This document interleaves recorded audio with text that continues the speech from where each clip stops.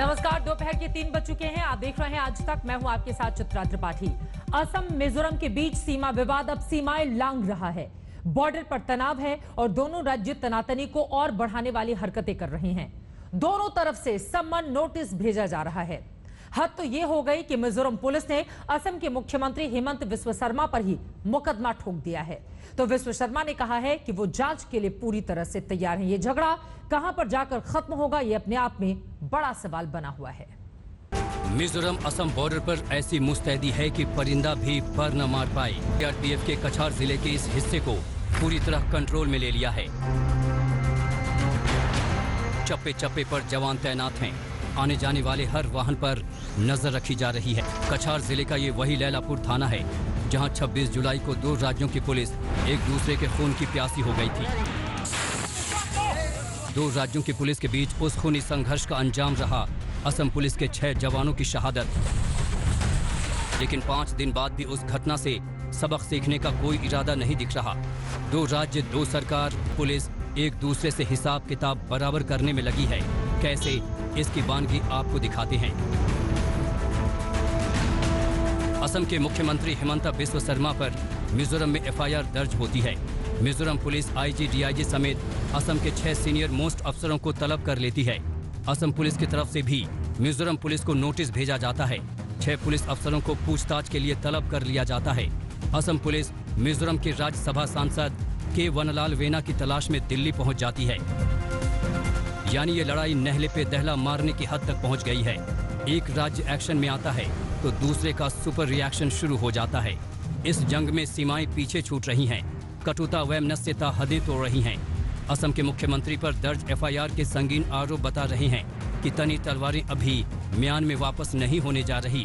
Mizoram police का आरोप है कि असम पुलिस के 200 जवानों ने मिजोरम पुलिस कैंप पर धावा बोला। असम पुलिस ने जबरन मिजोरम पुलिस पर कब्जा करने की कोशिश की। असम पुलिस की तरफ से लाइट मशीन गन से फायरिंग की गई। मिजोरम पुलिस को असम पुलिस की फायरिंग का जवाब देना पड़ा। असम पुलिस ने आम नागरिकों पर भी फायरिंग की, जिससे हालात बिगड़े। इस एफआईआर में जिन आरोपियों को नामजद किया गया है उनमें पहला नाम हेमंता बिस्वा शर्मा का है। उधर असम सरकार मिजोरम पुलिस के खिलाफ सबूत तलाशने में लगी है। असम सरकार में मंत्री अशोक सिंघल उस गांव तक गए जो कि मिजोरम पुलिस की फायरिंग का निशाना बना था।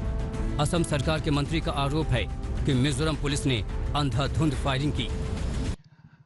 बहुत भयंकर रूप से फायरिंग हुआ है, ऐसा गांव के लोगों ने बताया है।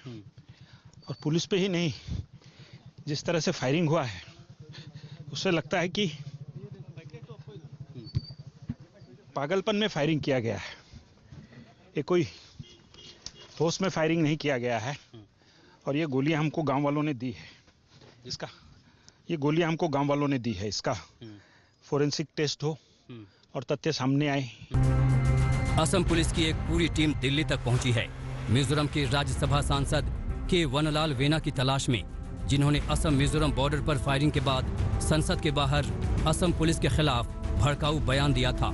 जिसके बाद असम पुलिस ने सांसद के खिलाफ एफआईआर दर्ज की थी। असम पुलिस का आरोप है कि बॉर्डर पर हुई हिंसा की साजिश रची गई थी, जिसमें मिजोरम सांसद का हाथ था।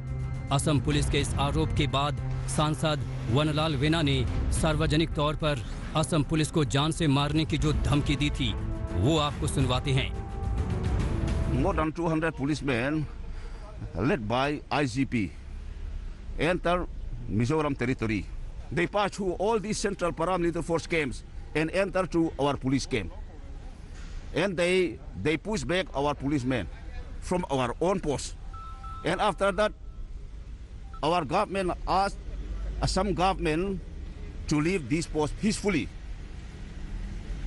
However, they don't want to leave our post, and they gave firing order first before we fire them. They are lucky that we don't kill them all. If they come again, we shall kill them all. यानी कि दो राज्यों के रिश्ते में लगी आग में रोटियां हर तरफ से सेंकी जा रही हैं। नतीजे की परवाह किसी को नहीं, अपना अपना दामन बचाने में दोनों लगे हैं। आशुतोष मिश्रा, कछार, आज तक।